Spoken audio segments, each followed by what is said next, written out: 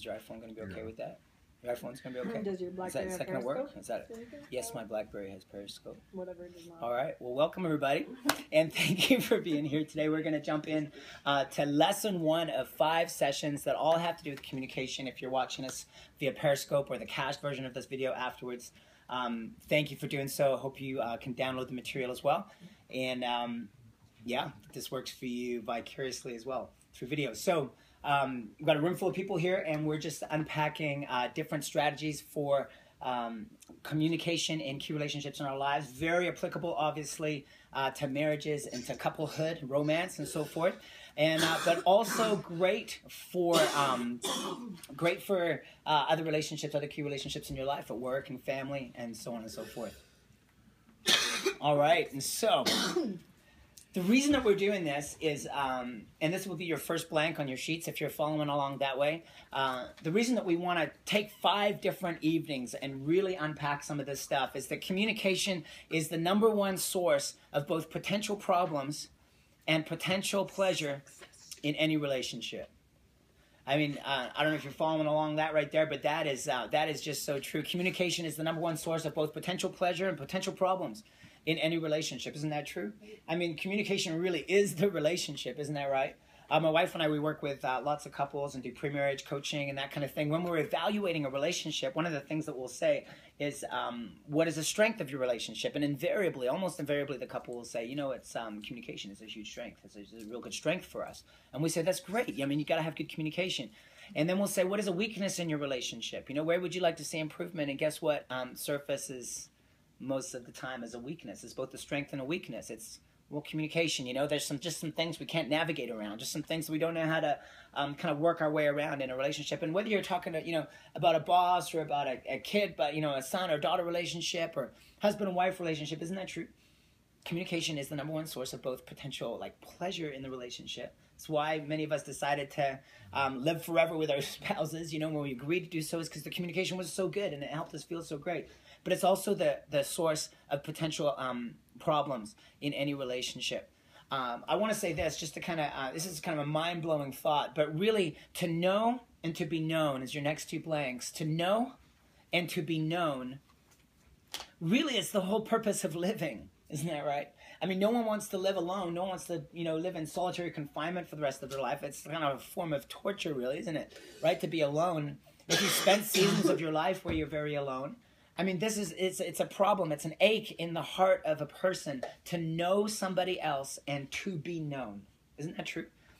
It's really what we live for. It's the purpose of life. You can see that, you know, because we're believers and we follow Jesus. You can see that in our relationship with God, to know Him and for Him to know us. Right? It's the purpose of life. For us to be known by other people and for us to know other people is the purpose of life. How else can this happen? Can this purpose be fulfilled? The purpose of life, except through communication. It's an incredibly important skill, an incredibly important area of life, and yet training in this area is lacking in our culture and in our society, isn't it?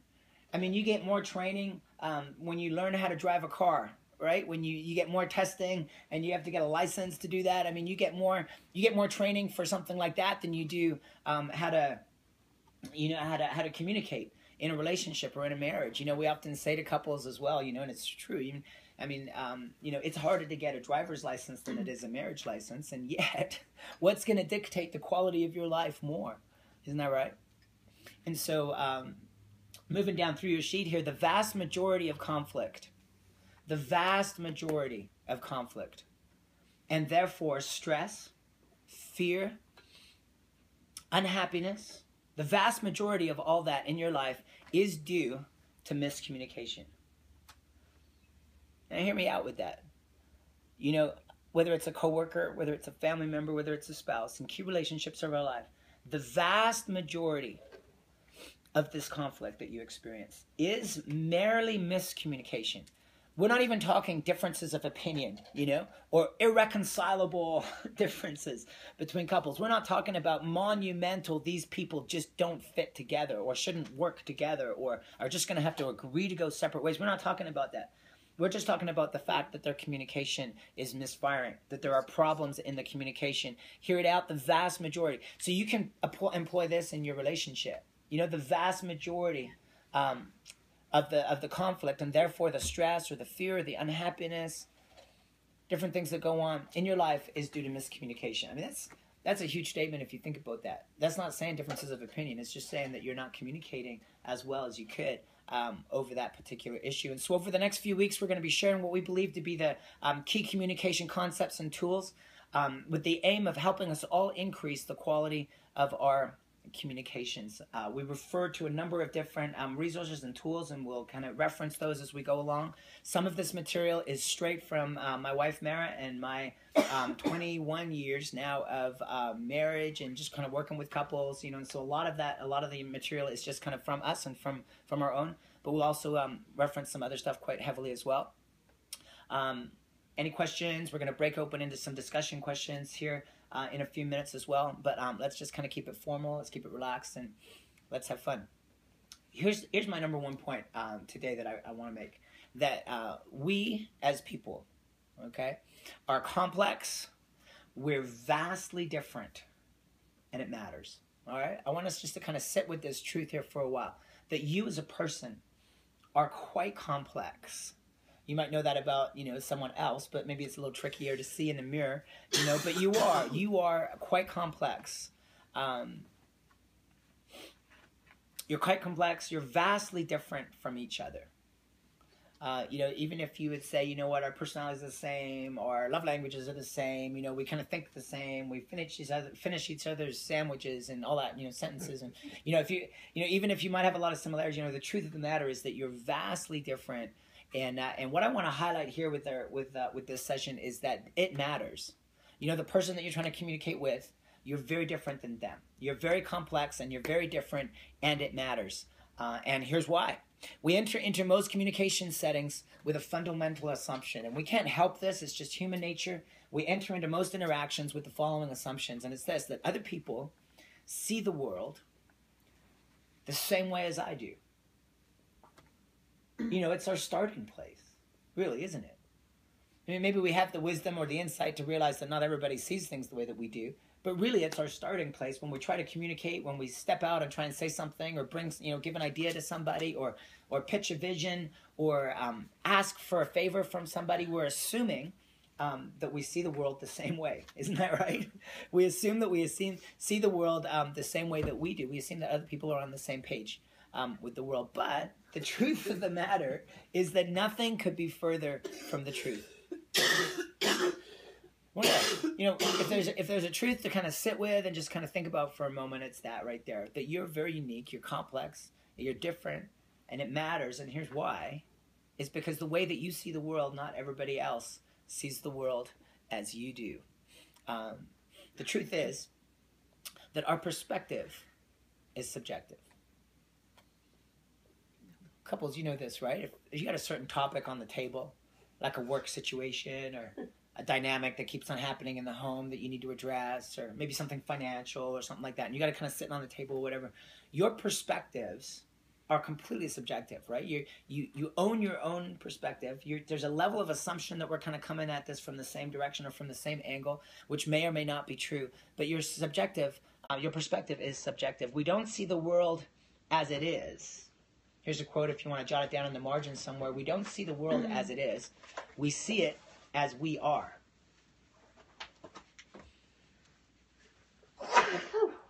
Brilliant leader by the name of Stephen Covey said that. I wish I could say it was Jesus Christ, but that one wasn't. We don't see the world as it is. We see the world as we are. Isn't that right?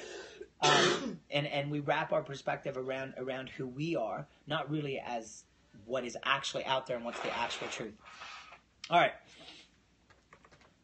Just to break this down a little bit more, here's the issue. There's a world of difference between, here's your next two blanks here, between a topic and a page. Okay, just kind of follow me through this for a minute. There's a world of difference between a topic and a page. I think I left you some room there on your notes, but you can kind of jot these definitions down. Real simple, real short. A topic equals what's being discussed. All right, so the topic on the table is just a standalone topic. We need to talk about this in regards to our church life, our spiritual lives together. Or couples could say, we need to talk about this topic in regards to our kids, right? So it's a topic, the thing that's being discussed, the thing that's sitting on the table that needs to be addressed, all right? A page, maybe you can jot this somewhere down. A page is the person doing the talking and where they're coming from. So we're talking about two different things. We're talking, one is the topic, the thing that needs to be discussed, and the other is the page. It's the person that's doing the talking. It's the flesh and blood around that topic. It's the perspective that's being brought to it. A topic is a topic, but a page has a context and a story on it. It has some history. It has some, do you remember when? And this is what I need, and here's why. And it's all fleshed out. It has a storyline. It has a hope and a dream to it in terms of the future. So a page, there can be a topic on the page, but it's not just the topic that you're talking about. You're talking about somebody's history. You're talking, anything that we bring our perspective to. A topic is a topic, but a page has context and story on it.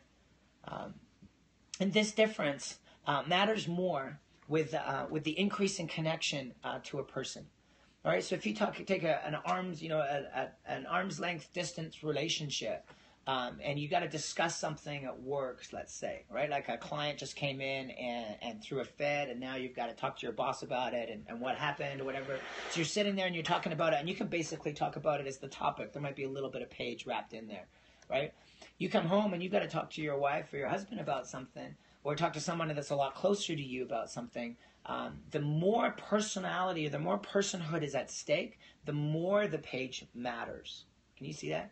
I mean, if you're just walking down the street and you're going to strike up a conversation with somebody about the weather, the topic's going to suffice, right? If you're going to come home because you need to talk about something to do with the kids or something to do with, religion or finances or, God forbid you got to talk about your sex life or something like that as a couple. I mean, like those topics, when the personhood is intermeshed, when there's a lot of closeness there, you've got to talk with great credence to the fact that it's not just the topic, it's the page, and that there's all that history that matters. We want to get on the same page as someone to know them better. All right? We think maybe initially that we want to come home and we want to drive this topic forward, that we want to discuss XYZ thing. Listen, what we really want is to get on the same page as someone, to see where their story intersects with ours, to see what's really going on underneath the surface, right? We want to get on the same page. We want to understand somebody's story. It's not just a matter of communicating on a topic. What we're trying to do is get on the same page. I hope that difference kind of helps. Mary and I, my wife and I, we've talked about those kinds of things where we said, okay, so that might be the topic. Here's what we've said to each other. That might be the topic. True, we got to talk about that.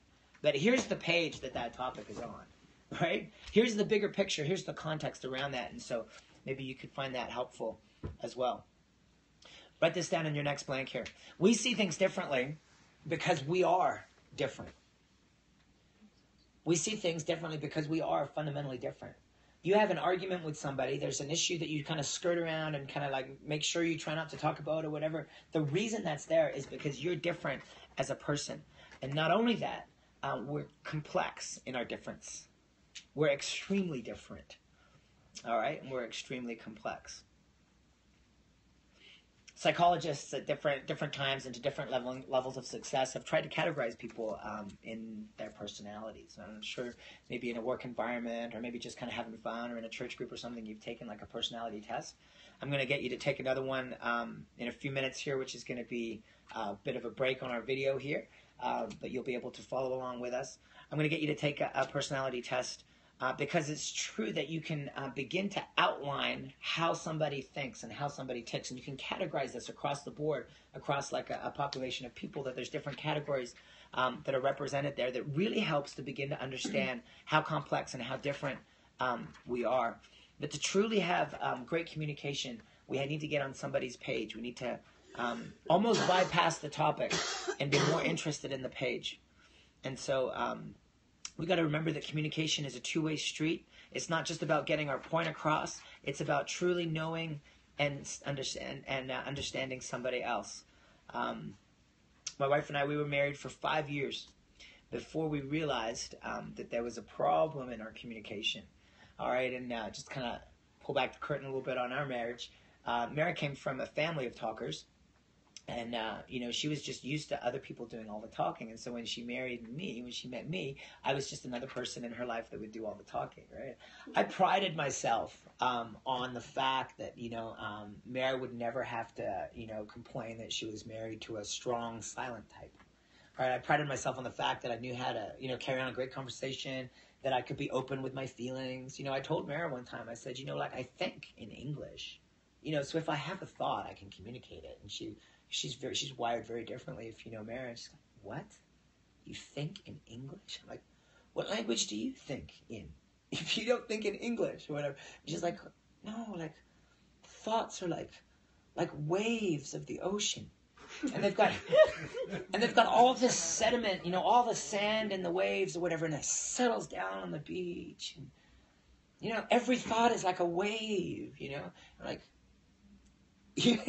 you are complex, lady, you know, because to me it was so easy to talk about things. And anyway, so I prided myself on the fact that I could talk about things easily, and she loved the fact that I could talk so easily, and that I would often express how she's feeling about things, and she'd be like, yes, that's what I mean, thank you, you know. So one day we had a date that went pretty typical, that we'd gone out somewhere to eat, and I'd spent the whole time talking about some facet of my life or something, you know, and Mary's a great listener. She's full of wisdom. And so at the end of such a date, she would usually say a few sentences, like a few words that would be like, just like, oh, of course, you know, and it'd be like hugely, you know, healing for me and wisdom for me. And so we'd reached the end of one of these dates where I was just kind of like, my mind was blown again about, you know, this the wisdom, and thank God that, you know, this one was in my life. And I felt great. It was a great date. You know, that's the way that dates usually went. For whatever reason, we got home that night. And I remember we were sitting on the couch, and for whatever reason, Mary began to talk. And she began to talk really openly about some things. And for whatever reason, I was smart enough, you know, just to let her, right? Just to not talk, and just to let her, and just to let her talk. And she talked that night, and she talked and talked and talked. And we think, like, looking back, we think that must have been like an hour or more, where it was her just talking, you know. And it was amazing, an amazing experience. And the longer she talked, the more I realized that I had just spent the last 5 years of our marriage not communicating, right? Communicating what I wanted to communicate, but not a two-way street. You know, and ever since then, we've really realized, you know, communication, great communication isn't something that you just fall into. It's not just something that you kind of like, you know, you can have great spots of it that open up your eyes to how good it can be, but we don't just drift to those places of incredible communication. That communication is one of those things in our lives, no matter what relationship we're applying it to, that we can increase in the quality of it every day of our lives together. You know, that we can think that we have good habits in that regard, or we can think that we're at a satisfactory level. Oh, but there's more. There's more in our ability to be able to communicate well, and to be able to be known and to know somebody else. And so that's why we're doing these sessions today. We're going to take a quick break. I'm going to show you how complex you are with a quick personality test. Go with me on your mobile device to www.16, that's 16personalities.com. www.16personalities.com. It's like a 20-second